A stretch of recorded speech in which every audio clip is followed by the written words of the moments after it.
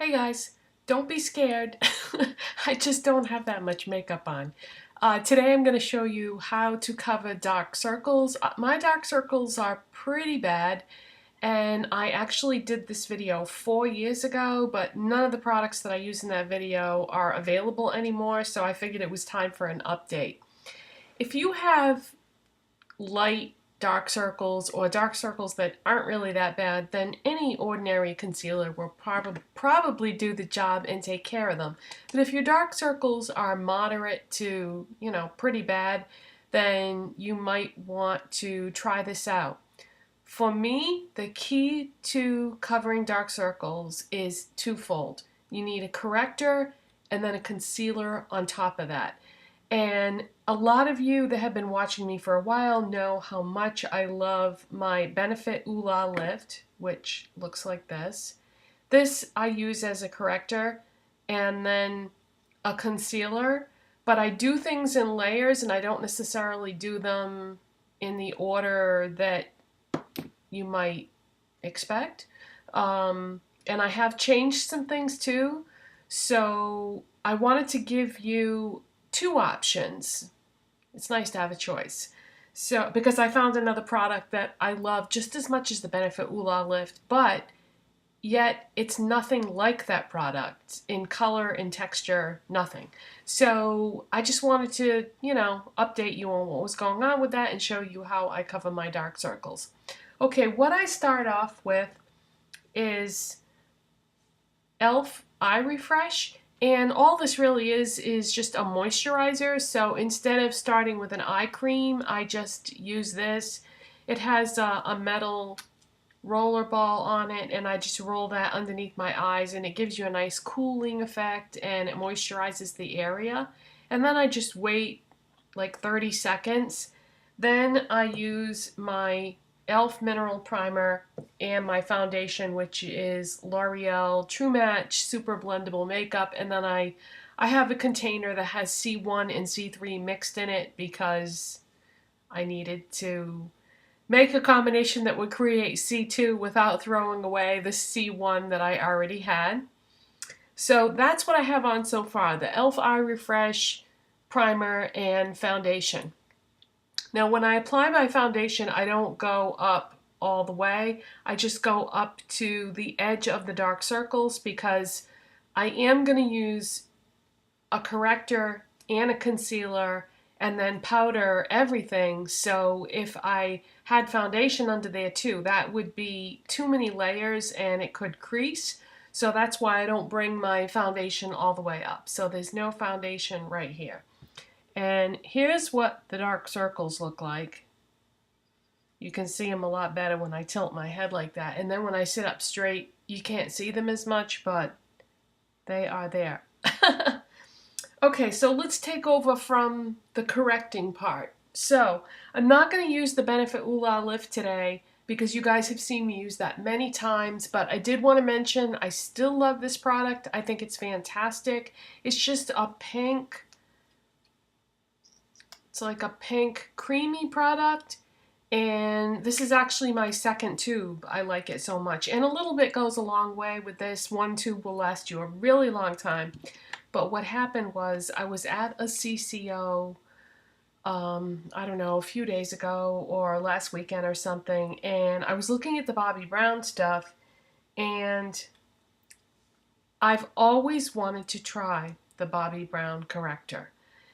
And they never have my shade at the CCO of that, and it's really expensive normally. It's like 20 something dollars.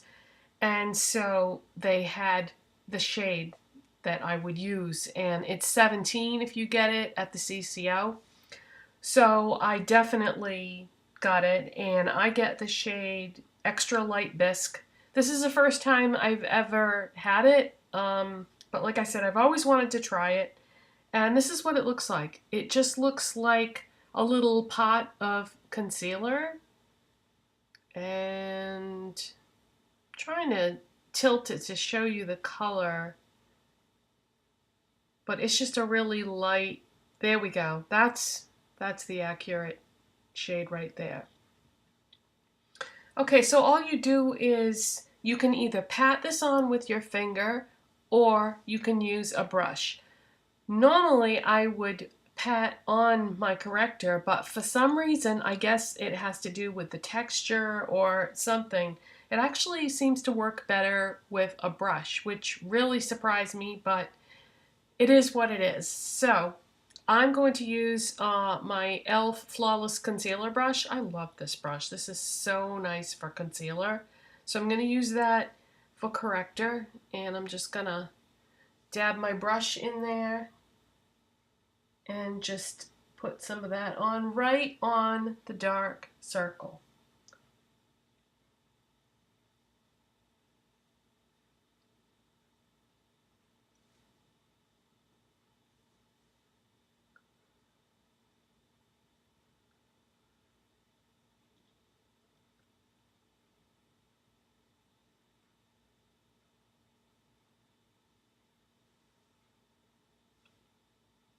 And you want to use enough to make a difference, but you don't want to use too much because then it could crease. So I put it in the dark circle and then I just sort of blend it up so that you don't have a line, so you don't have a big drastic change in color. Then just put some concealer on top, and I don't really feel like it makes that much difference what you use for a concealer. I feel like using a corrector and a concealer together is what makes it work. It's not necessarily the actual products themselves, but there isn't a lot out there for correctors. The Bobbi Brown, the Benefit Ooh La Lift is marketed as a treatment product, but to me it is a concealer. And I feel like the Ooh La Lift would only work for people with light skin because it's pink. So people with light skin, people with cool tone, whereas the Bobbi Brown, you can get whatever shade is right for you. And if you're really not sure what shade, I strongly recommend going to a Bobbi Brown counter and having them tell you which shade. I mean, I can tell what is right for me because, I have some experience with this. But yeah, if you're not sure, definitely get color matched, because if you get the wrong color, it's not going to help your dark circles. It could even make them look worse if you have the wrong color. But yeah, but getting back to concealer, I don't really feel like it makes that much difference what you use for a concealer. It's the corrector and the concealer together that's going to make this work. So the concealer that I've been using is just Maybelline Mineral Power, and they don't even make this anymore. It's discontinued, but I love it so much that I'm going to use every drop of it till it's gone and then move on to something different. So you don't want to use a lot. I see people just packing on their concealer, and I'm shocked at how much product they use because you don't want it to look like you're wearing a mask, or you don't want to use too much product because then it's going to get cakey and you won't be able to blend it all out. And then, I don't know. I don't feel like you really need that much, especially if you're going to use a corrector under it. So I just put one dot like that. That's all I need. And then I'm just going to blend that out.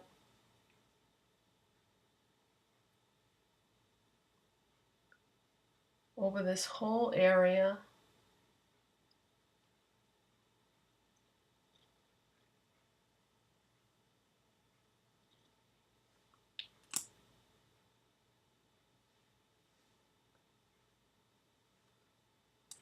Yeah, well, maybe it's because, they're not using a corrector under it that that people use so much, but if you use a corrector first, you shouldn't really need that much concealer over it.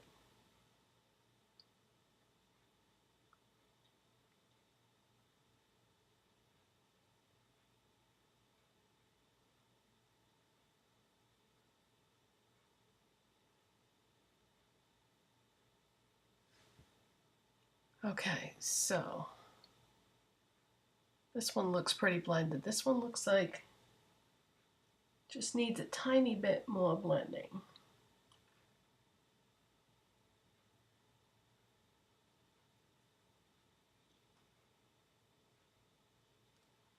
Okay, so then what I do next is I just set the whole thing with powder. So right now, lately, I've been using L'Oreal True Match, and my shade is C2. This is Natural Ivory. And I use an e.l.f. powder brush. I had to look at it to make sure that was exactly the name because sometimes they have funny names. I don't know, I really like pressed powder. I used to use loose powder all the time, and I feel like with loose powder you have a tendency to use way too much.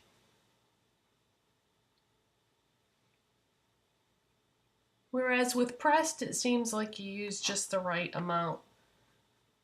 You pick up a lot less on your brush.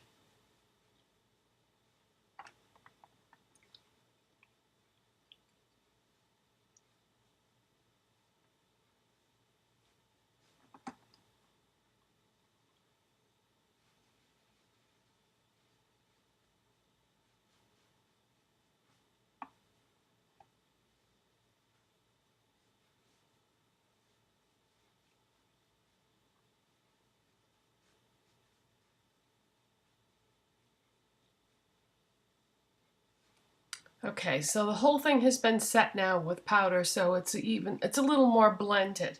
Now I'm going to finish my makeup and come back because I want to show you something.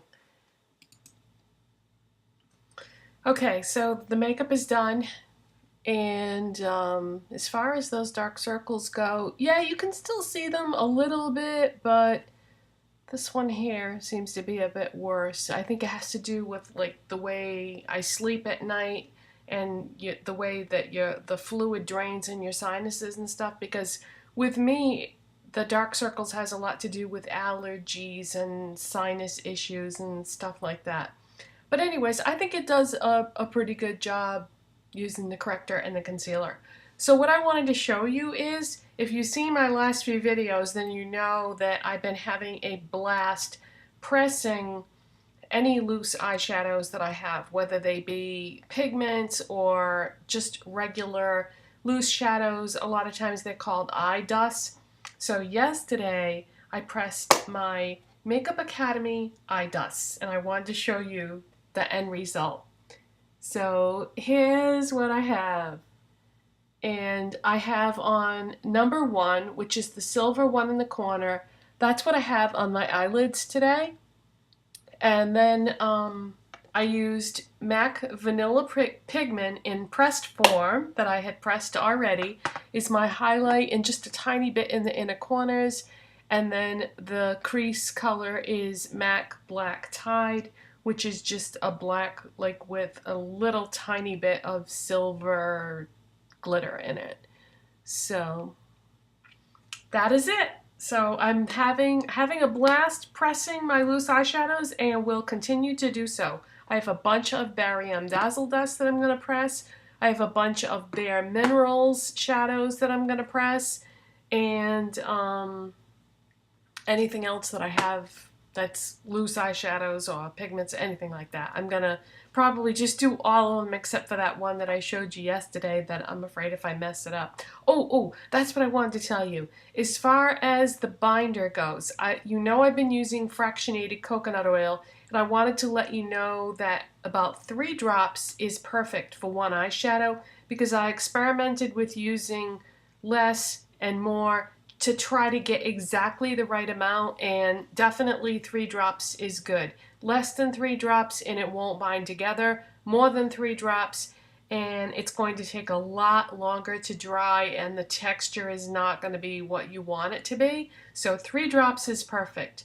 So that's it for today, and I'll see you next time. Bye!